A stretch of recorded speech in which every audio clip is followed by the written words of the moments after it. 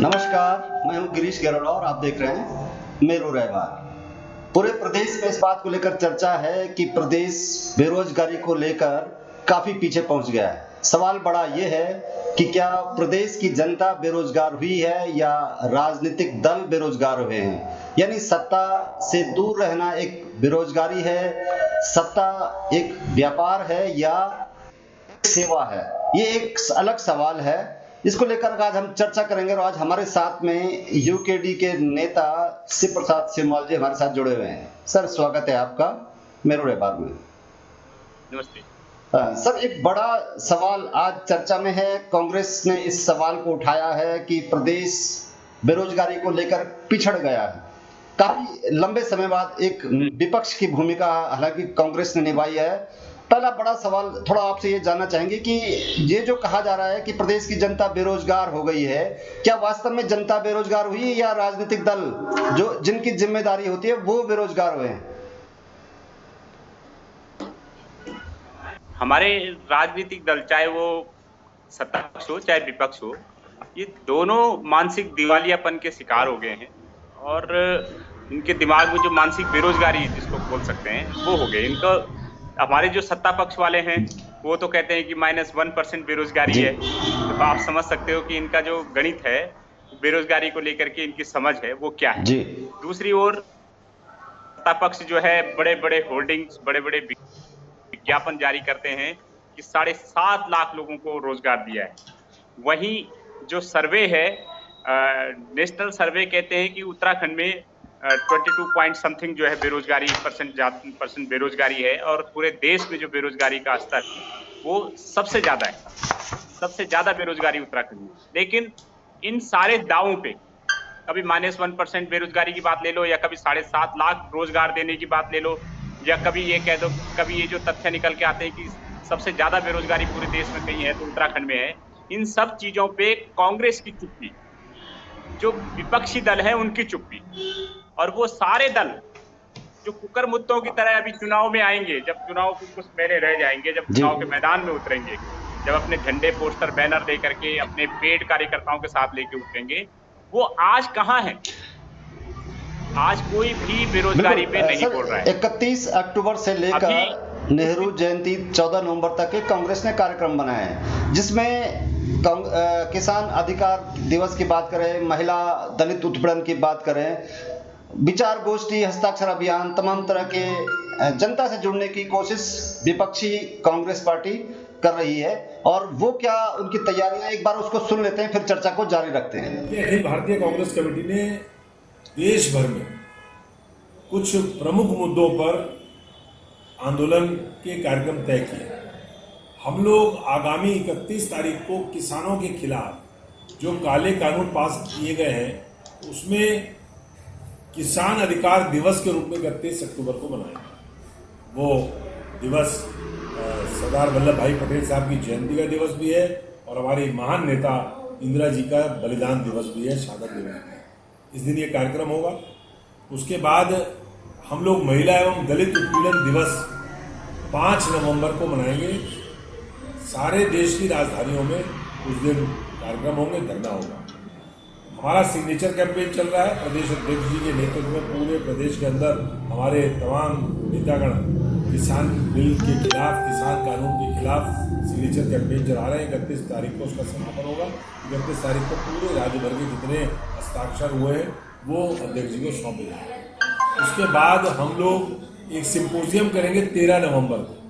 उस विचार गोष्ठी में नेहरू जी का जो विचार था इस देश में भारी उद्योग और उद्योगीकरण करने का, इसको आधुनिक बनाने का, उसके ऊपर हम लोग चर्चा करेंगे। और 14 नवंबर जो पंडित जवाहरलाल नेहरू जी का जयंती दिवस है, उस दिन हम पूरे देश के अंदर एक स्पीकअप फॉर PSUs कैंपेन चलाएंगे। सोशल मीडिया में, ट्विटर में, फेसबुक में हमारे लोग अपनी वीडियोस डालेंगे। हमारा फेसबुक लाइव होगा और उस फेसबुक लाइव में हम देश के लोगों को बताएंगे कि नेहरू से लेकर के और डॉक्टर मनमोहन सिंह तक कितना बड़ा इस देश के अंदर उद्योग लगाने का काम, PSUs लगाने का काम हम लोगों ने किया था, जिनको मोदी सरकार बेचने में लगी। ये कार्यक्रम होगा। जिस प्रकार से विपक्ष हल्ला कर रहा है बेरोजगारी आंदोलन, इन कोरोना वैश्विक महामारी के दौरान ना करके मैं उनको कहना चाहता हूं कि विपक्ष को अपनी सरकार के आंकड़ों को, अपनी सरकार के दौरान गतिविधियों के आंकड़ों को सार्वजनिक करना चाहिए, जनता को बताना चाहिए कि उनकी सरकार जब जब रही है तब तब उन्होंने कितने रोजगारों का सृजन किया। आप देखिए 16,500 विशिष्ट बीटीसी शिक्षकों का मामला जो है उनकी सरकार से लटका रहा। उन 16,500 विशिष्ट बीटीसी शिक्षकों की को परमानेंट करने का काम, उनको न्याय दिलाने का काम भारतीय जनता पार्टी केंद्र की सरकार और प्रदेश की सरकार ने करा है। आप देखिए डॉक्टर जो थे 1000 डॉक्टर थे, आज 2700 डॉक्टर हैं। इस पर कांग्रेस कुछ नहीं कहेगी। आप जिस प्रकार से उच्च शिक्षा की बात करेंगे तो उसमें भर्ती खोली है, 1353 पद माध्यमिक स्तर पर खोले भर्तियां हुई हैं, 1881 नियुक्तियां जो हैं वो प्राथमिक शिक्षकों की हुई हैं। और वीरचंद सिंह गढ़वाली जैसी जो स्वरोजगार योजना थी उसमें अब जो है पहले 25% की छूट की 50% की छूट कर दी गई है। तमाम विभागों में कई स्तरों पर भर्तियां की गई हैं इन 3 सालों में, और अभी कई भर्तियां जो हैं सरकार फिर करने जा रही है। तो कहीं पर भी ऐसा नहीं है कि रोजगार के नाम पर कहीं हीला हवाली हो रही है। कांग्रेस पहले अपने समय के आंकड़ों को सार्वजनिक करे, फिर उसके बाद भारतीय जनता पार्टी सरकार पर सूचना दें। शुरू से कह रहे थे इस प्रदेश सरकार ने पौने 4 सालों में जिस प्रकार से नौजवानों को ठगा, 2017 में क्या वादा किया था, राज्य में जितने भी तमाम सरकारी विभाग हैं उनमें जो रिक्त पद हैं उनमें हम भर्तियां करेंगे। और पौने 4 साल में किसी विभाग की कोई विज्ञप्ति नहीं निकली, पुलिस तक में भर्ती नहीं हुई, स्वास्थ्य विभाग में भर्ती नहीं हुई, पीडब्ल्यूडी में भर्ती नहीं हुई, वन विभाग में भर्ती नहीं हुई। राज्य के तमाम विभाग खाली पड़े हुए हैं, कार्मिक जो है वो कम है, एलोकेशन कम है। और पौने 4 साल में एक भर्ती करी थी फॉरेस्ट गार्ड भर्ती, उसमें भी घोटाला करवा दिया सरकार ने। तो एक बार फिर से हमारे साथ सिमल साहब जुड़ गए हैं। आवाज आ पा रही सर? ये बीजेपी और कांग्रेस अपने अपने आंकड़े दे रही है। बीजेपी के जो प्रवक्ता हैं वो कहते हैं कि कांग्रेस अपने कार्यकाल में जो रोजगार दिया है उसको गिनाए, वहीं अपने कुछ गिनती के बातें कह रहे हैं कि हमने यहाँ रोजगार दिया, डॉक्टरों की संख्या इतनी थी, शिक्षकों की संख्या इतनी थी। कितने सहमत हैं आप इससे? देखो जी, जितने सहमत हैं, सहमत वाली बात यह है कि अगर भारतीय जनता पार्टी ने क्या किया इन 3.5-4 सालों में ये सबके सामने है। अगर कांग्रेस ने कुछ किया होता तो 11 सीटों पे नहीं सिमट जाती कांग्रेस आज के दिन। मित्र विपक्ष की भूमिका नहीं निभा रही होती तो आज कांग्रेस का भी नाम होता है कि कांग्रेस कुछ कर रही है। आप ये बताइए कि उत्तराखंड क्रांति दल जब बाल विकास के कर्मचारियों को कोरोना काल में 7 महीने की तनख्वाह न दे करके बाहर निकाल दिया गया और वो बेचारे सचिवालय में बैठे थे धरने पे, उत्तराखंड क्रांति दल के अलावा कौन सा दूसरा दल था उनके साथ खड़ा? आज की डेट में जो एएनएम भर्ती के लोग, जो 33 लोग हैं बाहर निकाल दिए गए हैं, उत्तराखंड क्रांति दल के अलावा कौन लोग हैं उन बेरोजगारों के साथ जो सड़क पे आ गए हैं? डीएलएड लोग जो बेचारे अभी तक जो प्रशिक्षण पूरा करके घर में बैठे हैं, उत्तराखंड क्रांति दल के अलावा किसने उनके साथ प्रेस कॉन्फ्रेंस की, किसने उनकी बात उठाई? तो जितने लोग सड़क पे हैं, कितने लोग उसके नीचे बैठे हैं, स्टैंड के नीचे बैठे हैं, जो फीस के विरोध में, जो बेरोजगारी को लेकर के, जो तमाम जो ये घोटाले हो रहे हैं, भर्ती घोटाले हो रहे हैं, इनको लेकर के सड़कों पे है। केवल 1 या 2 दिन कोई इवेंट कर लेने से परेड ग्राउंड में कोई जनता की आवाज नहीं उठती, या हम सोचें कि इसको भी वोट बैंक का रूप बना लें और कुछ इस नाते जो है एक कार्यक्रम बना लें, लोगों से बात कर लें। अरे सड़कों पे कहाँ हैं आप? सर, वजह क्या हो जाती है? ये उत्तराखंड की और हिमाचल की बात करें तो बारी बारी से कांग्रेस और बीजेपी की सरकार चलाने की जो नियति बन गई है, क्या यही वजह इनको लगता है कि हर 4 साल बाद फिर से जनता को याद दिलाया जाए? ये स्थिति इसी वजह से है कि विकल्पहीनता है, एक बार कांग्रेस आएगी, एक बार भाजपा आएगी। इस बार कुछ परिस्थितियां बदलने वाली हैं क्या? देखिए, इस बार जो परिस्थितियां हैं, परिस्थितियां पूरी तरीके से चेंज हैं। कांग्रेस और भाजपा के लोग बड़ी संख्या में उत्तराखंड क्रांति दल को ज्वाइन कर रहे हैं। आज भी जो भाजपा के थिंक टैंक रहे हैं, जिनका पूरे डोईवाला विधानसभा में जिनका बड़ा होड़ था, जो 3 विधानसभाओं को प्रभावित करते हैं, जी। संजय बहुगुणा जी, आज उन्होंने उत्तराखंड क्रांति दल का दामन थामा। उन्होंने कहा भाई राजनीति, पार्टीगत दलगत राजनीति तो बहुत कर ली हमने 20 साल से, ये आगे भी कर लेंगे, लेकिन उत्तराखंड का अस्तित्व बचाने का सवाल है। आज लोग सड़कों पे हैं, बेरोजगार हो रहे हैं, नौकरियों से निकाले जा रहे हैं। ये रोडवेज कर्मचारी जो रोड नौकरियों से निकाले गए, ये उत्तराखंड क्रांति दल के अलावा और कौन सी पार्टी इन रोडवेज कर्मचारियों के साथ है, जरा बताएं। इन बेचारों को तो हाईकोर्ट ने भी बोल दिया कि इनकी तनख्वाह दो, इनको वापस रखो। कहीं कांग्रेस नजर आती है? कांग्रेस का जो ट्रेड यूनियन है इंटैक्ट कहीं नजर आता है अपने कर्मचारियों के साथ? कहीं नहीं नजर आता। अरे जब आज आप जनता के साथ खड़े नहीं होंगे तो कल जनता आपको नकार ही देगी। तो ये जनता भली भांति समझ चुकी है और आज पूरी तरीके से उत्तराखंड क्रांति दल के प्रति उनका विश्वास बना है और उनका जनादेश उत्तराखंड की जनता की ये भावनाएं हैं कि इसको आंदोलनकारी पार्टी से इनको राज्य निर्माण के बाद ही जनता ने उत्तराखंड क्रांति दल में अपना विश्वास जताया था और अच्छी तरह से जताया था। एक स्वस्फूर्ति आंदोलन था। उस वक्त जो विश्वास था वो इस बार पूरा हो पाएगा। जो नेताओं की कमियां थी, एक बार पहले भी हम इससे डिस्कस कर चुके हैं। इस बार कैसे विश्वास दिलाएंगे कि यूकेडी कुछ हट करके है, एक नए स्वरूप में है, जनता को वो गलती नहीं करनी चाहिए थी जो पहले की है। ये बदला हुआ स्वरूप कैसे नजर आया जनता को, किस तरह से विश्वास दिलाएंगे?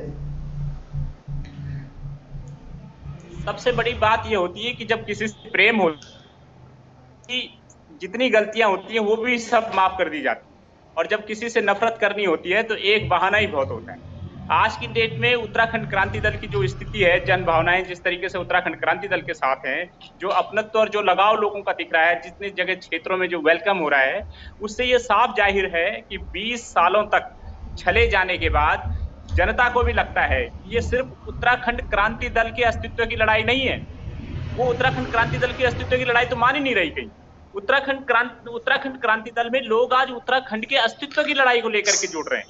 लोगों को लगता है कि अगर इस बार उत्तराखंड क्रांति दल को मजबूत नहीं किया, उत्तराखंड क्रांति दल को जनादेश नहीं दिया, तो हम उत्तराखंड के अस्तित्व को हमेशा के लिए खो देंगे और उत्तराखंड के आम लोगों का अस्तित्व भी हमेशा के लिए खो जाएगा। लोगों ने तो यकीन दिलाया था, उत्तराखंड क्रांति दल जिस तरह अलग राज्य बना था, आप क्या मानते हैं कि बीजेपी दोषी है, कांग्रेस दोषी है, या जो सत्ता में आते हैं वो सब इसी तरह से हो जाते हैं,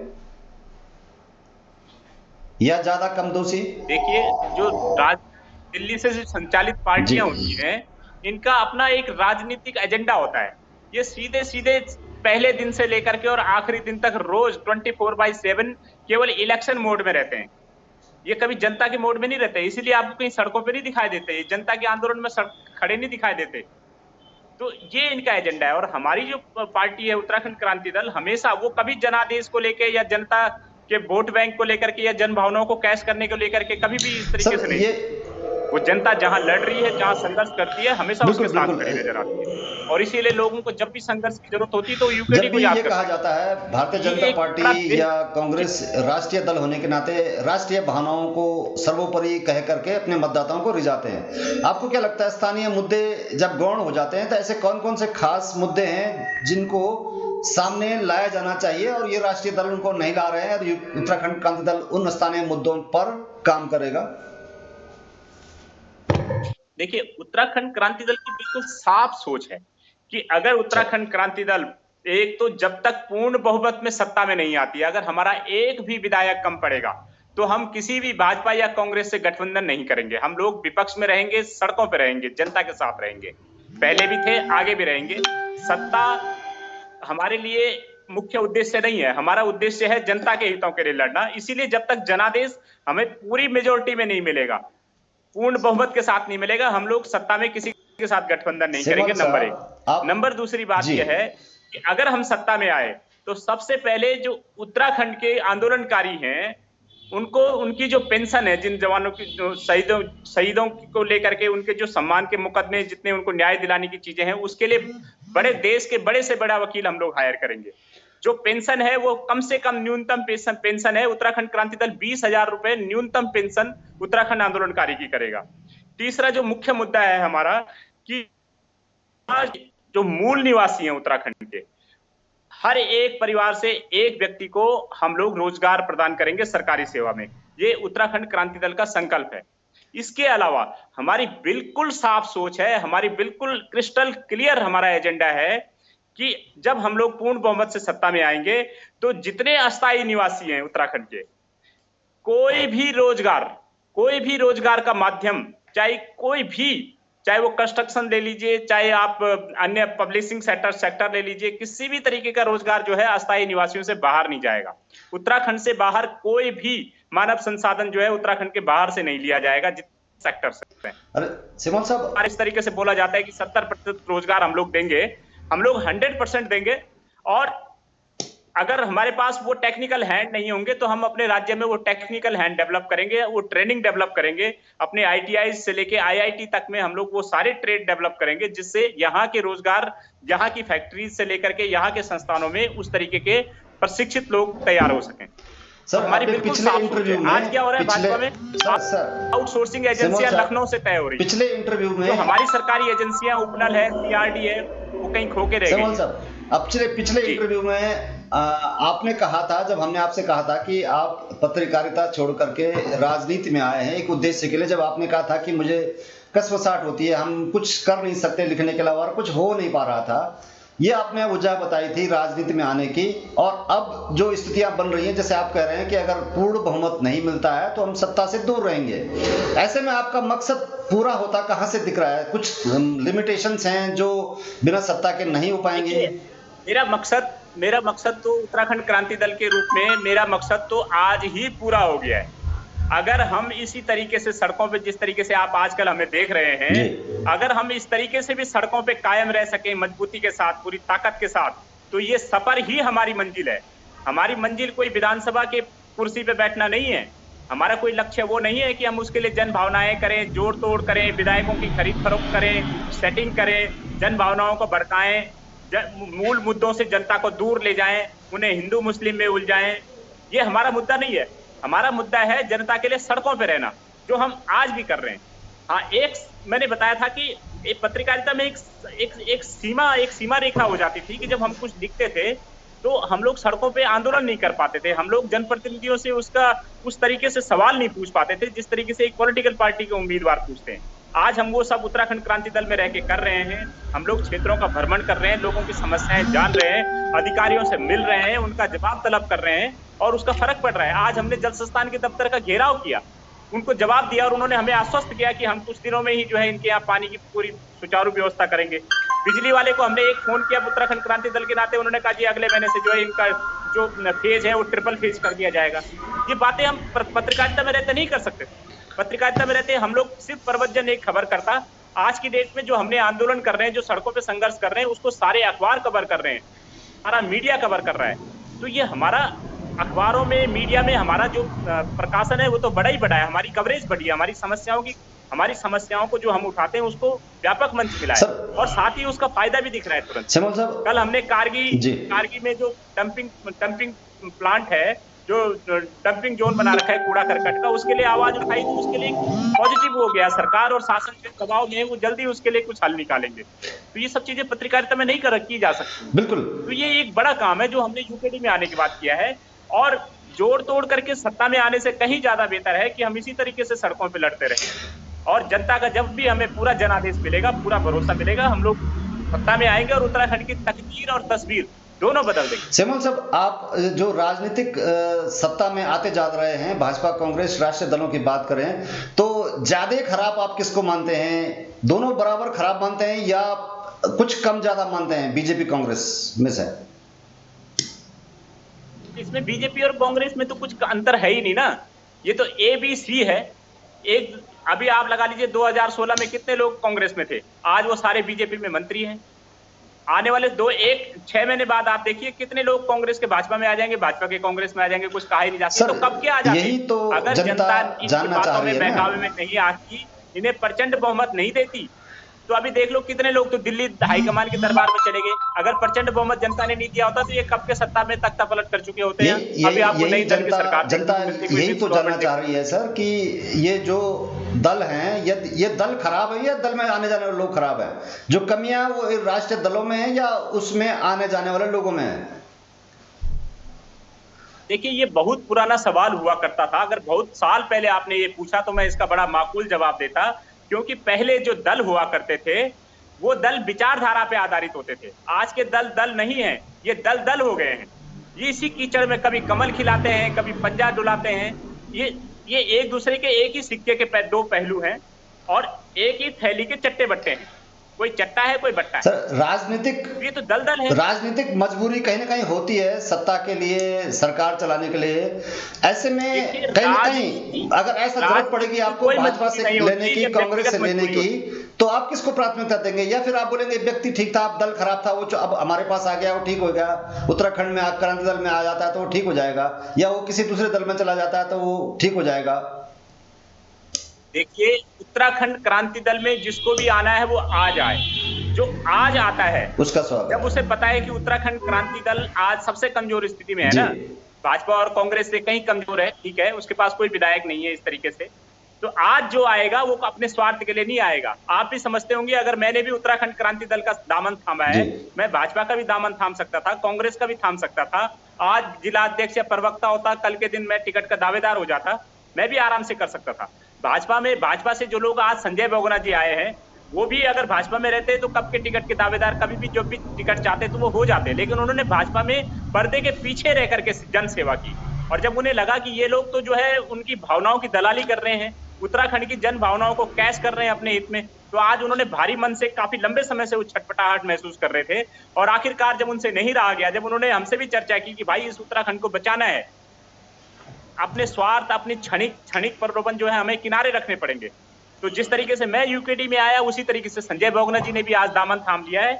और आप मुझे सिर्फ 15 दिन का टाइम दीजिए, नवरात्रि के बाद के 5 दिन, और बड़ी संख्या में भाजपा के लोग, आरएसएस के लोग, जन संगठनों में जितने भी अनुसांगिक संगठनों में काम कर रहे हैं भाजपा के लोग, वो सारे के सारे उत्तराखंड क्रांति दल का दामन थामेंगे। आपको मैं सिर्फ इसी नवंबर तक का, आप इसी अक्टूबर लास्ट तक का आप देख लीजिएगा, एक बड़ा बदलाव आपको देखने बिल्कुल सर, बदलाव देखने को मिलेगा। उत्तराखंड को बचाने की छटपटाहट। बिल्कुल, आपने कहा कि बदलाव देखने को मिलेगा, और यही बदलाव की उम्मीद लोगों ने दिल्ली में पाली थी, राष्ट्रीय राजधानी दिल्ली में पाली थी। आम आदमी पार्टी को लेकर के तरह तरह के लोग अपनी नौकरियां छोड़ करके आए थे, और उनको सरकार, सत्ता भी मिली, जनता की सेवा करने का मौका भी मिला, लेकिन फिर से स्थिति उस अनुकूल नहीं हो पाई जैसे उम्मीद की जा रही थी। अब वही दल उत्तराखंड में आ रहा है, तो कितनी परिस्थितियां बदली हुई हैं, कितना, जैसे जिस तरह से मैंने कहा कि जनता उत्तराखंड क्रांति दल को आम आदमी पार्टी से हटकर देखे, राष्ट्रीय दलों से हटकर देखे, और किन किन परिस्थितियों में हट करके देखे, खासतौर से आम आदमी पार्टी को लेकर। देखिए, पहली बार जनता को लग रहा है कि जिस तरीके से दिल्ली से संचालित सरकारें दिल्ली के एजेंडे पे चल रही है, पिछले काफी सारे उदाहरण देखने को मिले, जब सारी दिल्ली से संचालित सारी पार्टियों ने हाथरस पे खूब हाय हाय की, लेकिन जब यहाँ की जनता ने उन्हें कहा कि भाई यहाँ कोरोना काल में इतने बलात्कार हुए हैं, इतनी दहेज हत्याएं हुई हैं, महिलाओं पे इतनी घरेलू हिंसाओं के मामले बढ़े हैं, तो कांग्रेस, भाजपा और तमाम दिल्ली से संचालित पार्टियों से उन्होंने पूछा कि भाई इस पे भी कुछ कर लो। लेकिन दिल्ली से संचालित किसी भी पार्टी ने इस पे कोई एजिटेशन नहीं किया, सिर्फ उत्तराखंड क्रांति दल ने इस पे आंदोलन किए। उत्तराखंड क्रांति दल ने इस पे पैरेलल सवाल उठाए कि भाई हाथरस पे हाय हाय कर रहे हो, उत्तराखंड के मुद्दे पे आप लोग मौन क्यों? तो जब ये बात आई तो जनता को क्रिस्टल क्लियर हो गया, बिल्कुल साफ हो गया कि दिल्ली से संचालित लोग उनका भला कभी नहीं कर सकते। यही कारण है कि 20 साल के एनालिसिस के बाद आज सबसे बड़ा झुकाव, सबसे बड़ी जन भावनाएं जो है उत्तराखंड क्रांति दल के साथ है। आखिर क्यों ऐसा हुआ? क्योंकि पहले क्या होता था, पहले लोग समाज में बदलाव का उचित माध्यम मानते थे, राजनीति को जन सेवा का उचित माध्यम मानते थे, प्रभावशाली माध्यम मानते थे। आज की डेट में तो इन राष्ट्रीय पार्टियों ने जो है उत्तराखंड, ये राजनीति को अपना हित साधने का वो कर दिया, माध्यम बना दिया है, अपना कैरियर बनाने का माध्यम बना दिया है। यहाँ तो कोई चुनाव नहीं लड़ता, चुनाव से लड़ने से पहले बैठ जाता है तो उसको भी 150 लाख रुपए मिल जाते हैं। ये तो कैरियर हो गया, चोखा धंधा हो गया ये। आज इतने लाख बनाओ, इतने इन्वेस्ट करो, कल के दिन उतने करो, उतने पालो। कांग्रेस में भी अभी कुछ दिन पहले एक बयान आया था कि भाई हरीश रावत में सबसे ज्यादा इन्वेस्ट किया है कांग्रेस ने। तो ये तो वही है, जो आदमी राजनीति को जन सेवा के बदले इन्वेस्टमेंट समझता हो, उससे आप क्या उम्मीद करोगे? वो जीतने के बाद वही तो करेगा, काटेगा, इन्वेस्टमेंट लेगा अपना। सर, सेमल सर, आपने कहा राजनीति आपने कहा कि 15 दिन का समय दीजिए और कुछ हट करके होगा, तो ऐसी कुछ चीजें होंगी जो आपको पता चल जाएंगी, लेकिन कुछ ऐसा क्या होगा कि आम लोगों को भी पता चलेगा कि कुछ नया होने वाला है, हटकर होने वाला है? सरकार से त्रस्त सैकड़ों लोग, सैकड़ों कार्यकर्ता, सैकड़ों पदाधिकारी उत्तराखंड क्रांति दल के संपर्क में है। और आप ये लगाइए ना, उत्तराखंड क्रांति दल में आप भी देखते होंगे, आप सब भी पत्रकार हैं, आप भी देखते होंगे उत्तराखंड क्रांति दल केवल अभी सड़कों पे है, लोगों के जन संघर्षों में शामिल है, लोगों की समस्याएं सुन रहा है। वो कहीं सदस्यता अभियान नहीं चला रहा है, कहीं लोगों की जोड़ तोड़ की राजनीति नहीं कर रहा है, लेकिन इसके बावजूद भी लोग उनके पास आ रहे हैं, उत्तराखंड क्रांति दल से जुड़ रहे हैं। आखिर इसके पीछे कारण क्या है? सीधी सी बात है कि उत्तराखंड क्रांति दल से लोग जुड़ना चाहते हैं और कई लोगों के हमसे संपर्क हुआ है, हमारे वरिष्ठ पदाधिकारियों से उन्होंने बातचीत की है। और आप देखिए इसी अक्टूबर के लास्ट तक बड़ी संख्या में लोगों का जो झुकाव है वो उत्तराखंड क्रांति दल के रूप प्रति देखने को आपको मिलेगा। ये आपको, आप भी मीडिया के माध्यम से ये बात दिखाएंगे आने वाले। चलिए, आपने उत्तराखंड को एक बेहतरीन खूबसूरत सपना दिखाया है जो 20 साल पहले उत्तराखंड ने देखा था, और हम उम्मीद करते हैं कि ये सपना भले ही देर से सही लेकिन साकार जरूर होगा। और अगर उत्तराखंड क्रांति दल इस सपने को साकार करने में महत्वपूर्ण भूमिका निभाता है तो एक बार फिर से उत्तराखंड की जनता उसको उसी रूप में, आंदोलन से जिस तरह से निकला था उसी रूप में उसका सम्मान करेगी। और फिलहाल आज के लिए इतना ही। नमस्कार, मैं गिरीश गरोला, आप देख रहे थे मेरू रहबर। आज की कार्यक्रम में जुड़ने के लिए शिव प्रसाद सेमवाल जी, आपका बहुत बहुत धन्यवाद।